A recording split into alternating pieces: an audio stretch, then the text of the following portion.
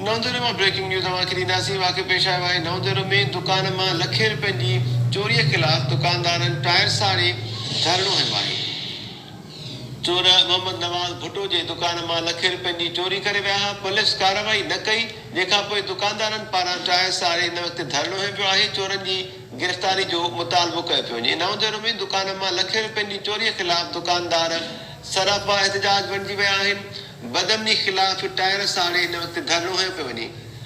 Time news जी screen ते ही मंज़र पियो तव्हांखे ॾेखारियो पिया। दुकान खे खाट लॻल आहे, जंहिंमां चोर चोरी करे विया आहिनि। चोरनि खे पुलिस पारां गिरफ़्तार न कयो पियो आहे। दुकानदार इन वक़्तु इन वाक़िए खां पोइ सरापा एहतजाज बणियल आहिनि। नवंदर समेत भरपासे जे इलाइक़नि में बदमनी चोट चढ़ियल आहे। दुकानदारनि पारां टायर साड़े एहतजाज कयो पियो वञे। इन ई वाक़िए जा तफ़सील वठूं था टाइम न्यूज़ जे रिपोर्टर नूर मोहम्मद सुमरो खां। नूर मोहम्मद, छा तफ़सील आहिनि?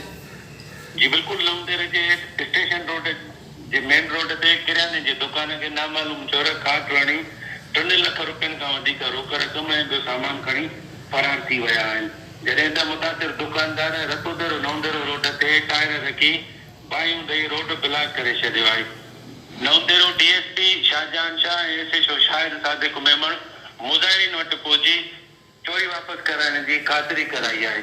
जी नूर मोहम्मद सुमरो, महिरबानी तफ़सील ॾियण जे लाइ। नवंदर मां टाइम न्यूज़ जो रिपोर्टर नूर मोहम्मद सुमरो वधीक तफ़सील ॾेई रहियो हो। दुकान मां लखे रुपयनि जी चोरीअ ख़िलाफ़ दुकानदारनि टायर साड़े धरणो हंयो आहे। चोर मोहम्मद नवाज़ भुट्टो जे दुकान मां लखे रुपयनि जी चोरी करे विया। पुलिस कार्रवाई न कई, जंहिंखां पोइ दुकानदार सरापा एहतजाज बणिजी विया आहिनि। बदमनी ख़िलाफ़ ही धरणो हंयो आहे।